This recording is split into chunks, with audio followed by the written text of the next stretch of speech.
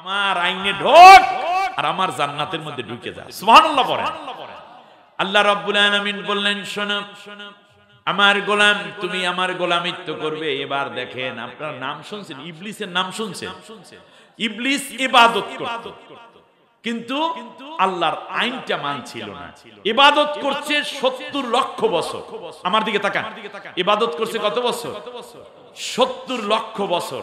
কিন্তু আল্লাহ তাআলা বললেন, এবার আমার আইন মান। ইবাদত করতে গিয়ে আল্লাহর আইনটা মানা না মানার ইখতিয়ার যত, তার চেয়ে ডাইরেক্ট আল্লাহর বিধানটা মানা খুব টাফ হয়ে যায়। এখানে স্বাধীনতাকে কোরবান করতে হয়। স্বাধীনতাকে কি কোরবানি করতে হয়। আল্লাহ রাব্বুল আলামিন বললেন, আদমকে সিজদা করো। এইটা কি ইবাদত নাকি হুকুম? কথা বলে না জোর। ওইটা কি ইবাদত না হুকুম? উসজুদু লি আদম, এইটা কি ছিল ইবাদত না হুকুম?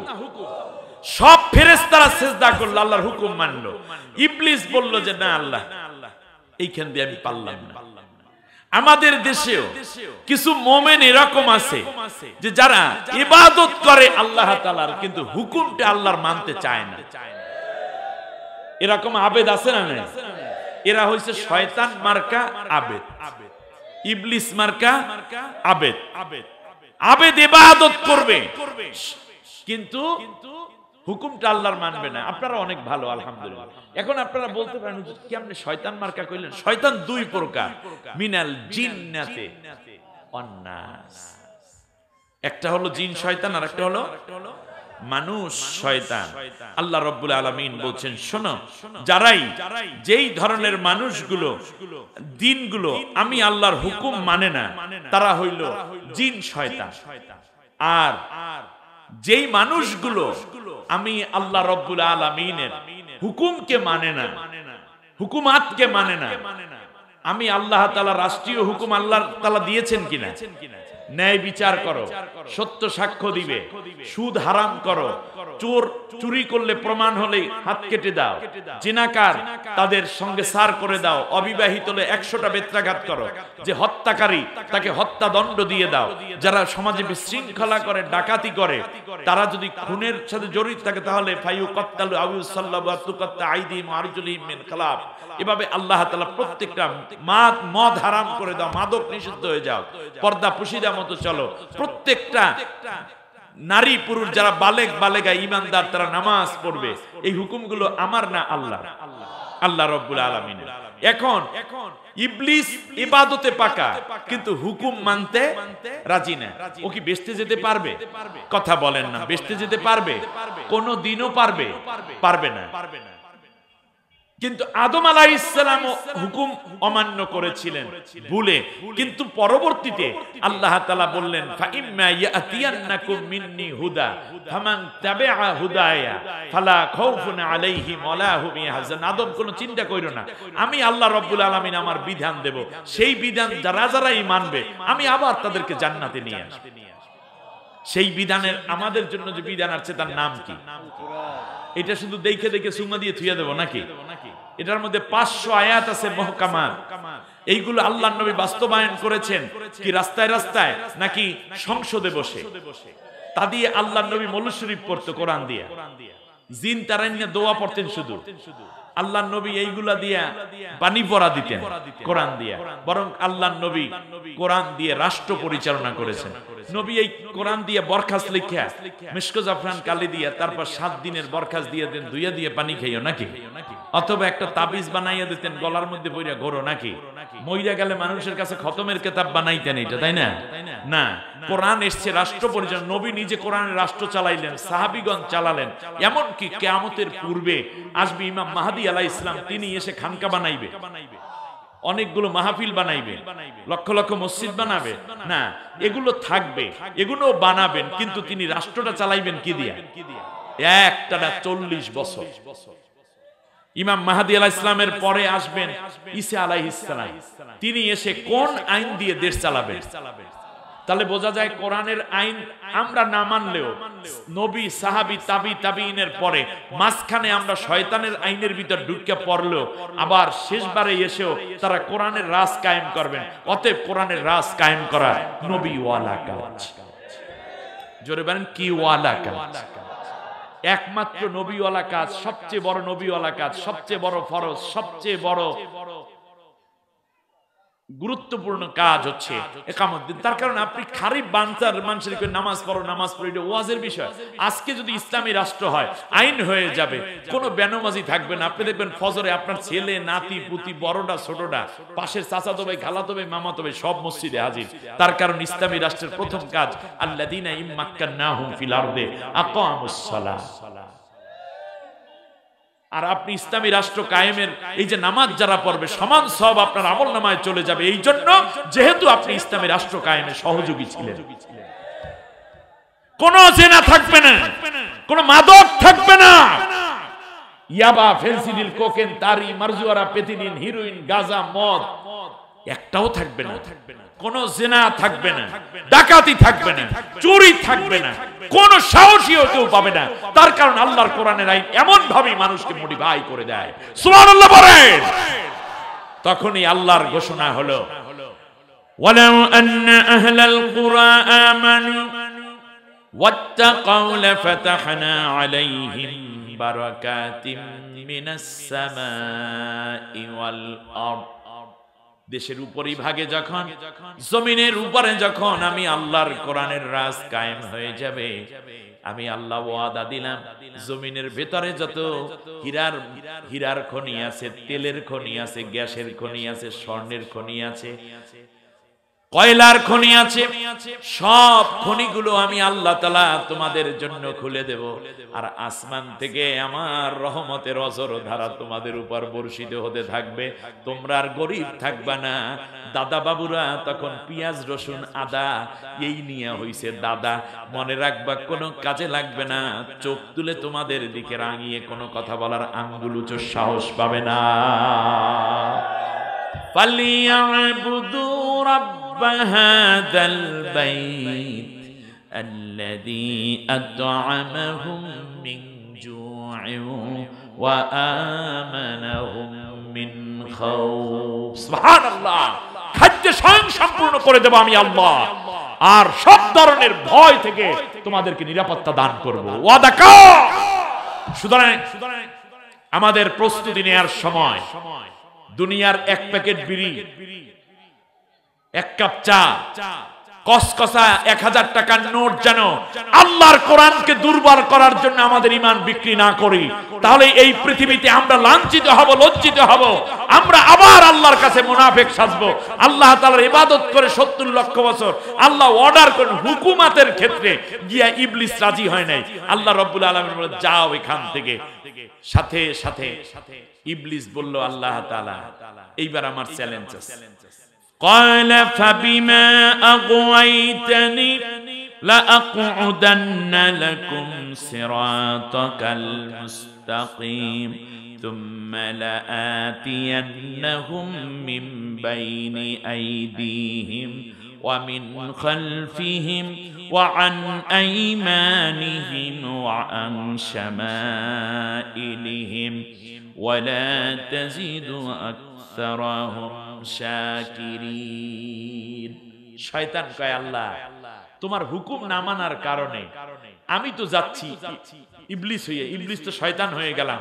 তোমার এই আদম সন্তানদেরকে আমি আমার দলে ভিড়াইয়া, তারপরে তোমার বিরোধী আইন রচনা করাইয়া, তারপরে তার মুরিদ বানাইয়া সাইরা আমি ওদেরকে পথভ্রষ্ট করে দেব। আমি আসবো ডান দিক থেকে, আসবো বাম দিক থেকে, আসবো সামনের দিক থেকে, আসবো পেছনের দিক থেকে। এই সামনের দিক থেকে পেছনের দিক থেকে আইসা তারপরে আমি তাদেরকে পথভ্রষ্ট করে দেব। আমি বানাইয়া দেব বস্তুবাদ, আমি বানিয়ে ছাড়বো ধর্ম নিরপেক্ষ মতবাদ, সেকুলারিজম। আমি বানাবো পুঁজিবাদ, ক্যাপিটালিজম। আমি বানাবো সমাজতন্ত্র, কমিউনিজম। আমি বানাবো এইরকম অনেক ইজম। আমি তাদেরকে সব দিক থেকে বলবো, এই দিক থেকে টানবো, এই দিক থেকে টানবো। আল্লাহ রাব্বুল আলামিন বললেন, যা এখান থেকে তুই বের হয়ে যা। মনে রাখবি, আমি আল্লাহ রাব্বুল আলামিন কি করব জানো? তুই তো ডান দিক থেকে বাম দিক থেকে সামনে থেকে পেছনে থেকে হাজার রকমের মতবাদ দিয়া তারপর বলবি এইটাই শান্তি, ওইটাই শান্তি, এইটা ধরো, এইটা দেব, ওইটা দেব। এইগুলো যারা ধরবে তাদের ব্যাপারে কি করব শোন।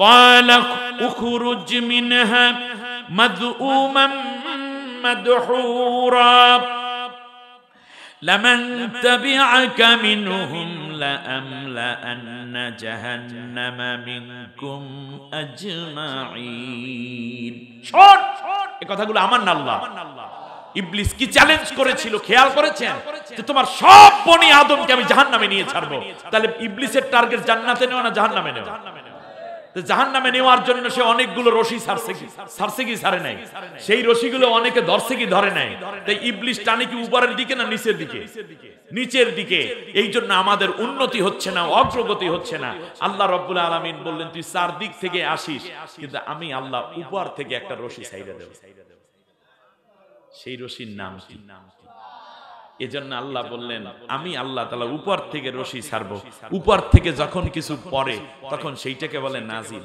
এই যে পানিটা উপর থেকে নিচে পড়ছে এটা কি হচ্ছে বলেন তো দেখি নাজিল হচ্ছে কোরআন কি হয়েছে ইন্না আনজালনাহু ফি লাইলাতিল কদর আমি কোরআন কি করেছি নাজিল করেছি আনজালা মিনাস সামাই মাআ আসমান থেকে আমি আল্লাহ পানি নাজিল করি তাহলে এখন আপনি দেখেন ওই যে বৃষ্টিটাকে আল্লাহ বলেছেন এখন আপনি দেখেন আল্লাহ কয় চারদিক দিয়ে আটকাবি আর আমি আল্লাহ তাআলা এই কোরআন নাজিল করব উপর থেকে যখন আমার বান্দারা যখন এই জন্য আমি সবাইকে বলে রাখছি ওয়াতাসিমু বিহাবলিল্লাহি জামিআ ওয়ালা তাফাররাকু পরস্পরে বিচ্ছিন্ন না সবাই শক্ত কইরা আমার এই রশি ধরো আমার কোরআন ধরো তাহলে আমি আল্লাহ তোমাকে টাইনা জান্নাতে উঠাই দেব কারণ এই কোরআনের এক দুই প্রান্ত এক প্রান্ত আমি আল্লাহর হাতে আর এক প্রান্ত দুনিয়ায় দিলাম এই যে একটা মনে করেন রশি মাথা কয়টা এই একটা দুইটা কি মাথা এক মাথা কার হাতে আল্লাহর হাতে এখন আমাদেরকে বললেন সবাই এই রশিটা ধরো পার্থক্য হইও না বিচ্ছিন্ন হইও না কারণ ফাকাদ ইসতামসাকা বিল উওয়াতিল উসকা লান ফিসাম লাহা যারা এই রশি ধরবে আমি তাদেরকে টাইনা উপরে উঠাই নিয়ে আসবে এই দায়িত্ব আমি আল্লাহ সুবহান এখন বলেন আল্লাহ উপরে নেবে কোন জায়গায় সেটা হচ্ছে এই যে আমাদের অর্থনীতিতে প্রবৃদ্ধি বেড়ে যাবে উন্নত হবে উপরে উঠবে ঠিক না বলেন আমাদের রাজনৈতিক মতপার্থক্য দূর হয়ে আমাদের মধ্যে সচেতনতা বেশি আসবে আমরা জাতি হিসেবে উন্নত হব আমাদের শিক্ষা ক্ষেত্রে আমরা উন্নত হব আমাদের সামাজিকভাবে আমরা উন্নত হব উন্নত একটি প্রজন্ম তৈরি হবে উন্নত একটি জাতি তৈরি হবে এই জন্য আল্লাহ বলেন উপরে এখন বলেন তো বেহেশত কোন দিকে কথা কয় না বেহেশত কোন দিকে ওইটার নাম হলো মানুষ যখন ঈমানদার মারা যায় আল্লাহর প্রিয় বান্দা তখন আল্লাহ তাআলা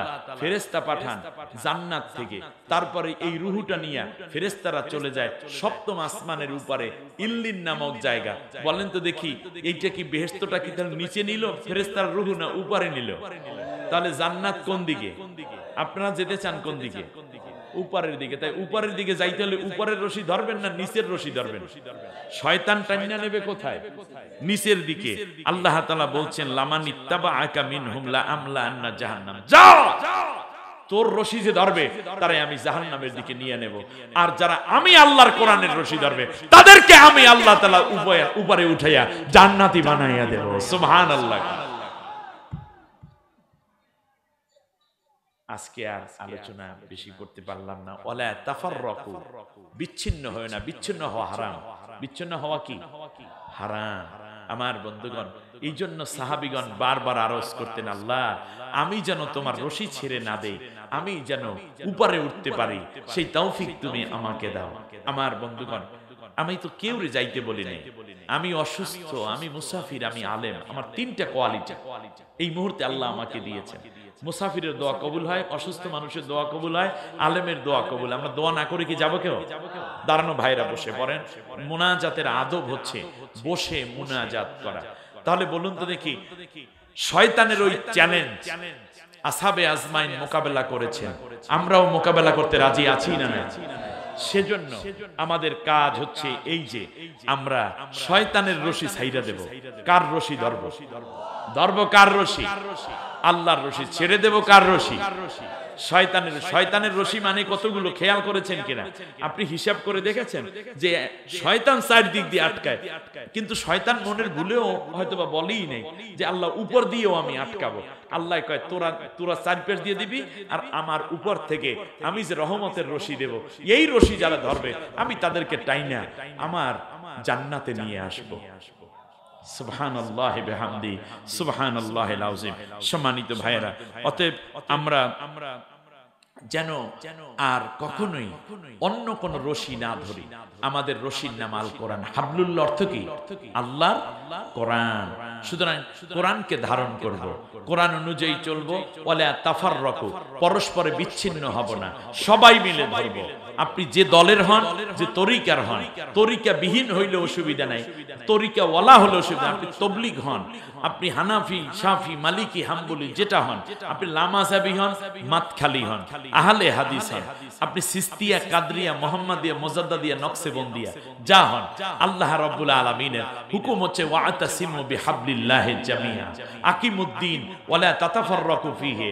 এরপরে হচ্ছে ওয়াতাসিমু বিহাবলিল্লাহি জামিআ ওয়ালা তাফাররাকু ফীহি। খেয়াল করেছেন? আল্লাহর দ্বীন প্রতিষ্ঠা করো, বিচ্ছিন্ন হয়ো না। আল্লাহর রুজ্জু ধারণ করো, বিচ্ছিন্ন হয়ো না। একটা কথা হাদিসটা বলে শেষ করি। আল্লাহ নবী সাল্লাল্লাহু আলাইহি ওয়াসাল্লাম এক যুদ্ধে রওনা করলেন। এই যুদ্ধে পথে আল্লাহর নবী বললেন, তোমরা রওজায়ে খাকে গিয়ে নামাজটা পড়বা। নাম কি? মতান্তরে জহফা নামক জায়গায় গিয়ে তোমরা নামাজটা পড়বা। এই দুইটার যে কোনো এক জায়গায়। ইতিমধ্যে বলছেন আসর নামাজ পড়বা সেখানে। কোন নামাজ? আসর ওয়াক্ত।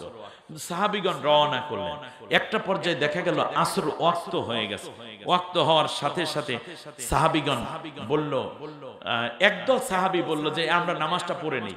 আরেক দলে বলল না, নামাজ পড়বো না। নবী বলছেন আমাদেরকে জোহফায় গিয়ে নামাজ পড়তে, ওই জায়গায় যাব, তারপর নামাজ পড়ব। এই নিয়ে তাদের মধ্যে একটু মতবিরোধ হলো, দ্বন্দ্ব হলো। একদল সাহাবী ওই সময় আসরের নামাজ পড়ে ফেলেছেন, খেয়াল করেছেন কিনা? আরেক দল সাহাবী ওয়াক্ত একটু যদিও শেষের দিক গেছে, কিন্তু ওখানে গিয়েই নামাজ পড়েছে। রাসূল সাল্লাল্লাহু আলাইহি ওয়াসাল্লাম রাতের বেলায় যখন ওই তাঁবুতে ঢুকছেন, তখন দুই গ্রুপের লিডাররা, ইয়া রাসূলুল্লাহ, আপনি বলছেন জোহফায় গিয়ে নামাজ পড়তে, কিন্তু সে তো পড়ে নাই, সে পথে নামাজ পড়ে ফেলছে। তার নামাজ কি হয়েছে? আল্লাহর নবী এখন এরা বলতেছে, ইয়া রাসূলুল্লাহ, আপনি তো মূলত গুরুত্ব বেশি দেওয়ার জন্য এই কাজটা বলেছেন। যে অনেক সময় মনে করেন ফ্লাইট হলো 3টা, কিন্তু বাবা মা ভাই বোন সবাইকে বলে এই 2টার মধ্যে কিন্তু বিমানবন্দরে থাকতে হইবে, বলে কিনা? হজের ফ্লাইটে যাইবে হলো মনে করেন রাত 1টায়, বলে যে মাগরিব নামাজ আইসা এখানে পড়বে, বলে কিনা? এটা বলে কি ফ্লাইটে তাড়াতাড়ি ওঠানোর জন্য নাকি অধিক সতর্কতার জন্য? রাইট, এই তো বুঝতেন। যশোরের ভাইদের অনেক জ্ঞান আছে আলহামদুলিল্লাহ। অধিক সতর্কতার জন্য এই কথাটা বলছেন, যাতে করে আমরা যেন কোনো অলসতায় পিছিয়ে না পড়ি। আমরা এটা বুঝতে পারার কারণে আমরা মাঝখানে নামাজটা পড়ে ফেলেছি। আর তোমরা রাসূল, আমরা আপনার কথায় কাটায় কাটায় মিল রাখছি, যদি ওক্ত একটু শেষের দিকে গেছে, কিন্তু আমরা এখানে এসেই নামাজ পড়েছি। রাসূল সাল্লাল্লাহু আলাইহি ওয়াসাল্লাম বললেন দুইও দলের নামাজ হয়ে গেছে, কোনো অসুবিধা হয়নি। কিন্তু এই যে মাঝখানে একটু কথার কাটাকাটি হয়েছে, তাতে একটু মনোমালিন্য হওয়ার কথা কি? কথা নাকি? কথা। কিন্তু পরের দিন সকালবেলা যখন কাফেরের বিরুদ্ধে যুদ্ধ হইল, একামতে দ্বীনের জন্য প্রয়োজনে লড়াই শুরু হইল, তখন কিন্তু কেউ বলে নাই যে ওরা আগে নামাজ পড়ার গ্রুপ, আমরা পরে নামাজ পড়ার গ্রুপ, অতএব ওদের সাথে আমরা যুদ্ধে যাব না। কারণ সাহাবীরা জানেন আকিমুস সালাহ, এরপর আল্লাহ কোন জায়গায় বলেন নাই ওয়ালা তাতাফাররাকু ফি, তোমরা নামাজ পড়ো, মতপার্থক্য কইরো না। এটা আল্লাহ তাআলা কোন জায়গায়, এর মানে নামাজ পড়া, ওয়াক্ত নিয়ে হাত বাঁধা, জোরে আমিন বলা, আস্তে আমিন বলা, রফুল ইয়াদান করা, তাকবীর বলা ইত্যাদি নিয়ে মতপার্থক্য সহই নামাজ আদায় হইতে থাকবে। এই জন্য নামাজের ক্ষেত্রে আল্লাহ বলেন আকিমুস সালাতা, নামাজ কায়েম করো। এরপর কোন জায়গায় আল্লাহ বলেন নাই ওয়ালা তাতাফাররাকু ফি। দ্বীন কায়েমের ক্ষেত্রে আল্লাহ তাআলা বলেছেন আকিমুদ্দিন ওয়ালা তাতাফাররাকু ফি ওয়াতাসিমু বিহাবলিল্লাহি জামিআ ওয়ালা তাফাররাকু ফি। এই জায়গায় যেহেতু দ্বন্দ্ব করতে আল্লাহ নিষেধ করেছেন, এই জন্য পরের দিন সকালবেলা ওই নামাজের মধ্যে দ্বন্দ্ব থাকলেও সাহাবীগণ কাফেরের মোকাবেলায় আল্লাহর কোরআন বিজয়ের জন্য কেউ কোনো মতপার্থক্য করে নাই, সবাই বীর দর্পে যুদ্ধ করে কাফেরদেরকে পরাজিত করে ওখানে আল্লাহর কোরআনের রাজ কায়েম করেছিলেন। সুতরাং আপনার জিকির আসতে না জোরে ওটা আমার ব্যাপার না, এটা যার যার ব্যাপার। আপনি রফুল ইয়াদান করেন না করেন এটা আপনার ব্যাপার। আপনি রব্বানা লাকাল হামদ আসতে বলেন না জোরে বলেন, এটা নামাজের মধ্যেই পার্থক্য থাকবে, কোনো অসুবিধা নাই। আপনি গলার কাছে হাত বাঁধেন, বুকে হাত বাঁধেন, নাভির উপরে না নাভির নিচে, এইটা নিয়ে মতপার্থক্য থাকবে। এসব আপনি আমিন ওয়ালাদ দাল্লিনের পরে আমিন আসতে বলেন না জোরে বলেন, এইটা দিয়ে আপনি মাযহাব মানেন না মানেন সেটা আপনার ব্যাপার। আপনি আহলে হাদিস না মাতখালি ওটা আপনার ব্যাপার। আপনি কোন তরিকার সেটা আপনার ব্যাপার। জোরে জিকির করেন না আস্তে জিকির করেন ওটা আপনার ব্যাপার। এই ব্যাপারে মতপার্থক্য কইরো না। আল্লাহ তাআলা বলেন এবার মতপার্থক্য থাকবে। চরমনাই একরকম জিকির করে, সরসিনার একরকম, জৈনপুর আর একরকম, আর একদল তো লাফাইয়া লাফাইয়া করে, ঠিক এটা বলে। আল্লাহ তাআলা বললেন এগুলোর মধ্যে থাকুক, কিন্তু আমার কোরআনের হুকুমত কায়েমের ক্ষেত্রে কোনো মতপার্থক্য করতে পারবে না। অতএব মতপার্থক্য করা কি হারাম। কিন্তু দুঃখজনক ভাবে আমার দেশে কোন জায়গায় ওই নামাজ পড়ে ওয়ালাদ দাল্লিন আমিন একদল জোরে বলে একদল আস্তে বলে, এক ইমামের পিছনে নামাজ পড়ে, আমিন একজনে জোরে বলছে আর একজনে বুকে হাত বাঁধছে, তাতেও কোনো অসুবিধা নাই, যার যার নামাজ তার আদায় হয়ে যায়। কিন্তু যেই জায়গায় আল্লাহ তাআলা নিষেধ করলেন মতপার্থক্য করতে, দুঃখজনক ভাবে আমরা সেই আল্লাহর কোরআনের রাস কায়েমে একজন আরেকজনকে ফতুয়া দিচ্ছি, একজন আরেকজনকে বলতেছি এরা তো ইসলামী রাজনৈতিক ইসলামী দলই না, আরেকজনকে বলার চেষ্টা করছি। এটা আমার কথা হচ্ছে এটা নয়, বরং যাদের দ্বারা ইসলামী হুকুমত দ্রুত কায়েম সম্ভব আমরা তাদেরকে উজ্জীবিত করে আগামীর পার্লামেন্ট আল্লাহর কোরআনের পার্লামেন্ট বানাতে হবে। এই ক্ষেত্রে কোনো মতপার্থক্য করা যাবে না, ঠিক না বলেন? আপনারা কি মতপার্থক্য করবেন? মতপার্থক্য যারা করবেন না তারা দুইটা হাত উঁচু করে আল্লাহকে সাক্ষী দিয়ে